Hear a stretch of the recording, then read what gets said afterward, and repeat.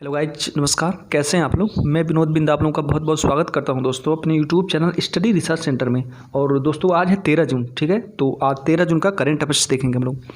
आइए शुरुआत करते हैं। देखिए पहला है, हाल ही में किस राज्य सरकार ने प्राणवायु देवता पेंशन योजना शुरू की। तो यह है हरियाणा, ठीक है, हरियाणा। और हरियाणा की बात करें तो दोस्तों यहाँ के जो सीएम है मनोहर लाल खट्टर हैं, ध्यान दीजिएगा इसको। और राज्यपाल है सत्यदेव नारायण आर्य, ठीक है। देखिए हरियाणा में ही हवाई टैक्सी सेवा शुरू की गई है, ठीक है, इसको ध्यान रखिएगा। और यहीं पे मेरा पानी मेरी विरासत योजना शुरू है। ग्राम दर्शन प्लेटफार्म यहीं पे बनाया गया है, ठीक है ना, तो इसको याद रखिएगा। और देखिए यहाँ नेशनल पार्क की बात करें तो यहाँ पे सुल्तानपुर नेशनल पार्क है, कालेसर राष्ट्रीय उद्यान है। तो ये सब दोस्तों याद रखिएगा, बहुत ही मोस्ट इंपॉर्टेंट चीज़ है। नेक्स्ट है, भारत में जैविक कृषि उत्पादों का निर्यात 2020 से लेकर के 2021 तक में बढ़कर कितना परसेंटेज हो गया। तो दोस्तों ये हो गया है आपका 51%, ठीक है, 51% हो गया। इसके पहले 2020 में आपका 39% था। तो ध्यान रखिएगा 39 से कितना हो गया है 51%।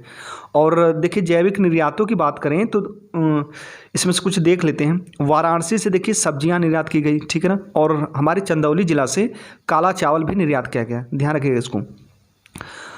कृषि निर्यात सुविधा केंद्र कहाँ है। तो दोस्तों ये है पुणे में, ठीक है। कृषि निर्यात सुविधा केंद्र कहाँ है, पुणे। और देखिए बाओ धान की बात करें तो बाओ धान स्पेशली ये असम में होता है, ठीक है। कहाँ पे, असम। तो इसको याद रखिएगा दोस्तों। अच्छा एक चीज़ ये भी देख लीजिए, डीएसआर तकनीक क्या होती है। डीएसआर तकनीक यह देखिए धान की सीधी बुवाई होगी। अब पहले क्या होता था, पहले क्या मतलब अभी भी होता है कि धान की रोपाई होती है ना, लेकिन नहीं, अब सीधे बुवाई होती है। जैसे क्या करते हैं कि हम लोग कहीं बीज डाल देते हैं, बीज डालने के बाद उसको उखाड़ करके फिर ले जा करके हम रोपाई करते हैं। लेकिन अब वैसा नहीं है दोस्तों, अब सीधे डीएसआर तकनीक के माध्यम से सीधे जा करके धान आप बो देंगे, ठीक है ना, उसको रोपाई करने की जरूरत नहीं है, ध्यान दीजिएगा इसको। देखिए हाल ही में किस बैंक ने फोर्ब्स के द्वारा दुनिया के सर्वश्रेष्ठ बैंक का खिताब जीता। तो दोस्तों ये है डीबीएस बैंक, ठीक है ना। ये सिंगापुर का बैंक है और लगभग में ये 25 देशों में यह कार्य करता है। अपने भारत में भी इसकी 12 शाखाएं हैं, ठीक है। नेक्स्ट है, अंतर्राष्ट्रीय तैराकी महासंघ के नए अध्यक्ष के रूप में किसे चुना गया। तो ये है हुसैन अल मुसल्लम, ठीक है, हुसैन अल मुसल्लम। ये कुवैत के रहने वाले हैं, ध्यान दीजिएगा इसको।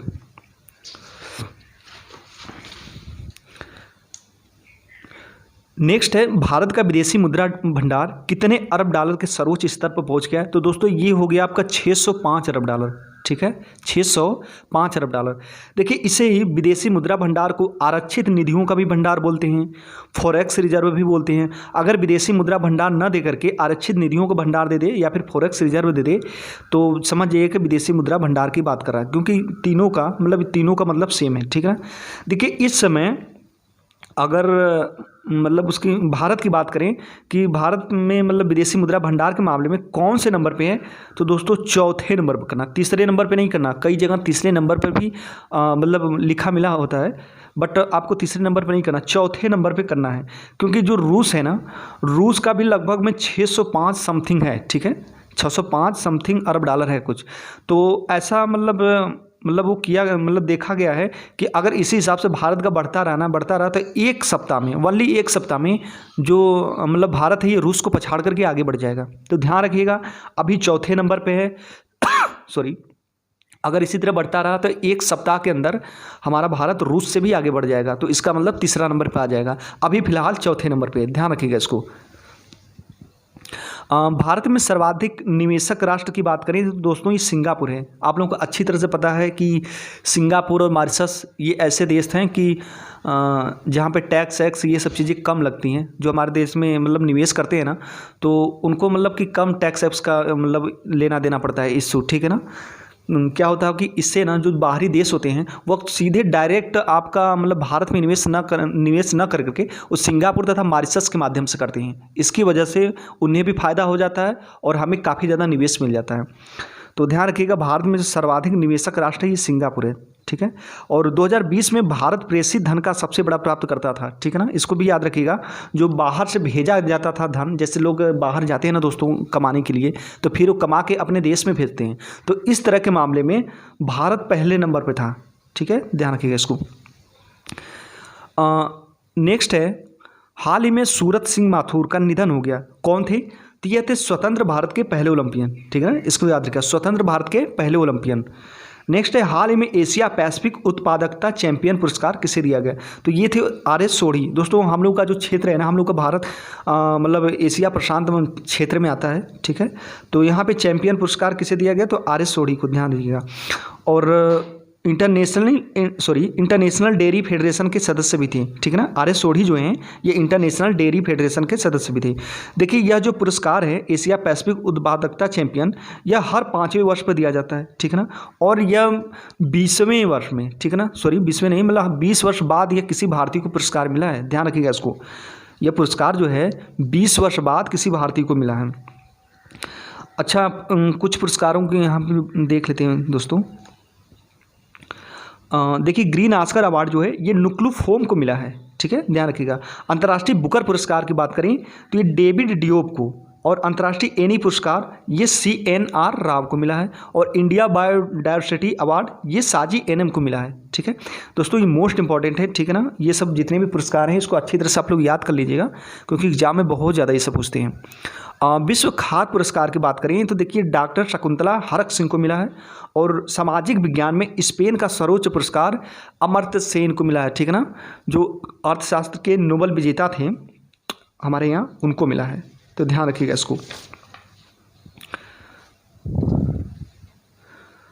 वर्ल्ड कोरियोग्राफी अवार्ड 2020 जीतने वाले पहले भारतीय कौन थे? तो ये थे सुरेश मुकुंद, ठीक है दोस्तों।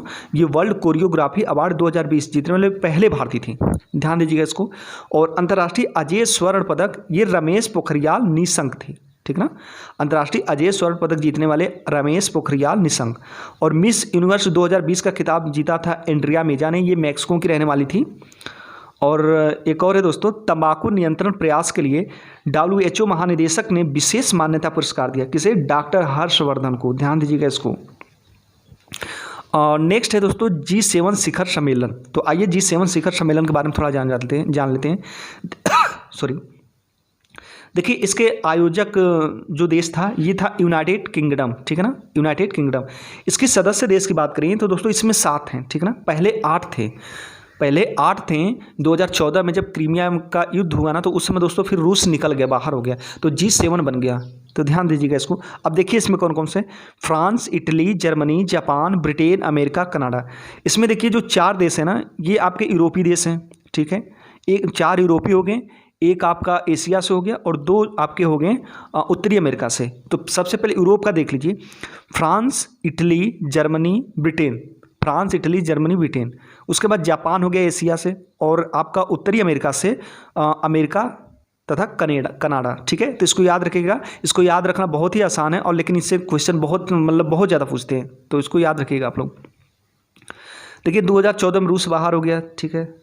और USA ने, यहाँ पर देखिए मोस्ट इंपॉर्टेंट है, USA ने G7 में 4 देश तथा UK ने 3 देश शामिल करने का प्रस्ताव रखा था, ठीक है ना। अभी 2021 के सम्मेलन में USA ने बोला था कि हम G7 को हम G11 में मतलब कन्वर्ट करेंगे, ठीक है। तो इसने 4 देश का प्रस्ताव रखा। नेक्स्ट है, हाल ही में विश्व भूगर्भ जल दिवस कब मनाया गया? तो ये 10 जून को दोस्तों, ठीक है। 10 जून को विश्व भूगर्भ जल दिवस मनाया गया।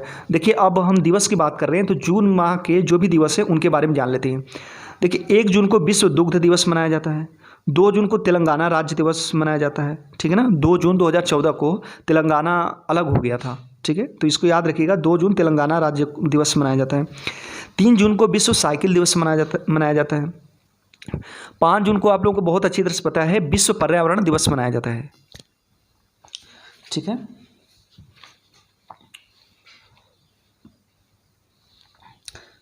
देखिए 6 जून को बात करें तो 6 जून का अंतर्राष्ट्रीय ओलंपिक समिति स्थापना दिवस, ठीक है ना, ध्यान रखिएगा। 6 जून अंतर्राष्ट्रीय ओलंपिक समिति स्थापना दिवस। 7 जून को विश्व खाद्य सुरक्षा दिवस, ठीक है ना, इसको याद रखिएगा दोस्तों, ये मोस्ट इंपॉर्टेंट है। दिवस को तो छोड़ना ही नहीं है, जितने भी महीने के दिवस हैं उसको एकदम कंठस्थ कर लेना है। 8 जून की बात करें तो विश्व महासागर दिवस, ठीक है।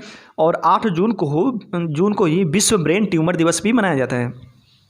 9 जून को बिरसा मुंडा की पुण्यतिथि है। बिरसा मुंडा के बारे में जानते हैं ना दोस्तों आप लोग, ठीक है। तो 9 जून को इनकी पुण्यतिथि थी। और 10 जून को विश्व भूगर्भ जल दिवस मनाया जाता है। 10 जून को ही विश्व नेत्रदान दिवस भी मनाया जाता है, ठीक है ना, इसको याद रखिएगा आप लोग। 12 जून को विश्व बाल श्रम निषेध दिवस, और 14 जून को विश्व रक्तदान दिवस। दोस्तों ये सब चीज़ें ना जो आपको बताई जा रही है, इसको मोस्ट इंपॉर्टेंट है, ये सब चीज़ें याद रखिएगा। देखिए मैं करंट के साथ इन सबको पूरे रिलेट करके पूरा लिख दिया हूँ, ठीक है ना। तो आप अगर करंट अफेयर्स पढ़ रहे हैं उसके साथ अगर रिलेट करके कोई क्वेश्चन नहीं बना रहे हैं ना, तो फिर तो कोई मतलब ही नहीं आपके करंट पढ़ने का। इसलिए ज़रूरी है कि अगर आप करंट पढ़ रहे हैं तो उससे रिलेटेड जो भी क्वेश्चन आ रहे हैं तो उसको पूरा एकदम लिख डालिए, ठीक है ना। तो इसीलिए आपको इतना मेहनत करके दे रहा हूँ। तो ऐसा नहीं कि मतलब मेरी मेहनत बेकार जाए, आप लोग लिखे बिना पढ़े बिना बस वही जो करंट है उसी को बस पढ़ के चले जाए। नहीं दोस्तों, जो भी रिलेटेड है क्वेश्चन उसको आप लोग लिखिए, पढ़िए, ठीक है, याद कीजिए। नेक्स्ट बात करें तो गूगल दुनिया के किन देशों को जोड़कर सबसे लंबी समुद्री केबल लाइन बनाने जा रहा है? तो दोस्तों ये 4 देशों को जोड़ेगा, ठीक है ना। अमेरिका, ब्राज़ील, अर्जेंटीना, कनाडा, ठीक है ना। America, Brazil, Argentina, Canada. यह देखिए क्या हुआ ना कि जैसे नेट स्पीड में वृद्धि के लिए ऐसा कार्य किया जा रहा है, ठीक है, ध्यान दीजिएगा इसको। तो गूगल इसके लिए थोड़ा सा सीरियस हुआ है। तो इन 4 देशों में मतलब बहुत ही लंबी, दुनिया की सबसे लंबी है, ठीक है ना। अमेरिका, ब्राज़ील, अर्जेंटीना, कनाडा मतलब होते हुए पूरा बहुत लंबी लाइन केबल बिछाने जा रहा है। देखिए ऐसी ही एक शुरुआत जियो भी करने वाला है, ठीक है ना। भारत से सिंगापुर तक केबल बिछाने का निर्णय लिया है, ध्यान रखिएगा। और गूगल के CEO की बात करें तो सुंदर पिचाई जी हैं, ठीक है ना, ये भारतीय मूल के हैं, ध्यान रखिएगा, सुंदर पिचाई।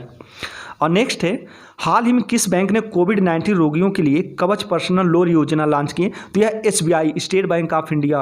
और SBI की बात करें तो इसकी स्थापना 1955 में हुई थी, ठीक है ना, 1955 में हुई। देखिए इसका SBI का भी एक इतिहास है, अभी उसके बारे में जब हम पढ़ेंगे कैसे कैसे फिर मिला करके एक बैंक बनता है, फिर 1921 में कुछ और नाम होता है, फिर 1955 में इसका कुछ और नाम हो जाता है। तो ध्यान दीजिएगा इसको। और देखिए इसके मुख्यालय की बात करें तो SBI का मुख्यालय मुंबई है। दोस्तों जितने भी हमारे भारत में बैंक हैं ना, सिर्फ 2 या 3 को छोड़ करके सारे के सारे बैंकों के मुख्यालय मुंबई ही हैं, ठीक है ना। सारे के सारे बैंकों के मुख्यालय मुंबई है, सिर्फ 1-2 को छोड़कर, 2 या 3 को छोड़कर, ध्यान रखिएगा इसको। और देखिए यह जो लोन दिया जा रहा है यह 8.5% की दर से 60 महीने के लिए, ठीक है, 5 साल के लिए 5 लाख तक लोन दिया जाएगा। इसको ध्यान रखिएगा, किसको दिया जाएगा? कोविड-19 के रोगियों के लिए, ठीक है ना, पर्सनल लोन योजना। नेक्स्ट है, माई लैब ने अपना ब्रांड एम्बेसडर नियुक्त किया। तो किसे नियुक्त किया? तो अक्षय कुमार को, ठीक है ना, अक्षय कुमार जी को अपना ब्रांड एम्बेसडर नियुक्त किया। देखिए हाल ही में मेडिसिन फ्रॉम द स्काई परियोजना के तहत फ्लिपकार्ट ने किस राज्य सरकार के साथ साझेदारी की? तो ये तेलंगाना, ठीक है, तेलंगाना राज्य के साथ। तेलंगाना की स्थापना कब हुई? 2 जून 2014, ठीक है ना, इसको याद रखिएगा। और इसका उद्देश्य क्या है? इसका उद्देश्य दोस्तों ये है ना कि ये मतलब दूर दराज क्षेत्रों में दवाई आसानी से पहुंचाने को सुनिश्चित करना, ठीक है ना। वहाँ पे आसानी से दवाई पहुंचाई जा सके, जहाँ पे मतलब कि थोड़ा सा दुर्गम स्थान है, जहाँ पे दवाई कोई भी चीज़ें लाने ले जाने में दिक्कत होती है, तो वहाँ पे दवाई पहुँचाने के लिए ये सब चीज़ें कार्य की जा रही है। देखिए तेलंगाना की राजधानी की बात करें तो हैदराबाद, और CM की बात करें तो के चंद्रशेखर राव, ठीक है ना, के चंद्रशेखर राव। और राज्यपाल यहाँ के डॉक्टर तमिलिसै सौंदरराजन, ठीक है, डॉक्टर तमिलिसै सौंदरराजन। और यहाँ पर देखिए कासु ब्रह्मानंद रेड्डी नेशनल पार्क है, मृगावती नेशनल पार्क है, महावीर हरना वनस्थली नेशनल पार्क है, अमराबाद कंवर नेशनल पार्क है, तो इसको याद रखिएगा। और नेक्स्ट है, हाल ही में इंडियन ग्रांड प्रिक्स 4 की मेज़बानी कौन करेगा? तो ये पटियाला, ठीक है ना, पटियाला, पंजाब में पटियाला। और देखिए यहीं पे पटियाला में राष्ट्रीय खेल संस्थान है, क्या है? राष्ट्रीय खेल संस्थान, तो इसको याद रखिए दोस्तों। नेक्स्ट है, हाल ही में रिजर्व बैंक के डिप्टी गवर्नर महेश कुमार जैन का कार्यकाल कितने साल बढ़ा दिया गया? तो ये 2 साल बढ़ा गया दोस्तों, ठीक है। और महेश कुमार जो जैन है ये डिप्टी गवर्नर है, किसके? RBI के। और नेक्स्ट है दोस्तों, ये लास्ट है आपका, हाल ही में AISHE रिपोर्ट 2019-20 में किसने जारी की? तो ये हैं आपके शिक्षा मंत्री रमेश पोखरियाल निशंक, ठीक है ना। और AISHE का फुल फॉर्म होता है all India survey of higher education. तो दोस्तों आज का 13 जून का करंट अफेयर्स समाप्त हुआ, ठीक है। तो आप लोग अच्छे ढंग से पढ़िएगा, लिखिएगा, ठीक है ना। और जो रिलेट क्वेश्चन है उसको छोड़िएगा नहीं, अच्छे तरह से आप लोग कर लीजिएगा। तो ठीक है, इसी पे स्टॉप करते हैं, नमस्कार।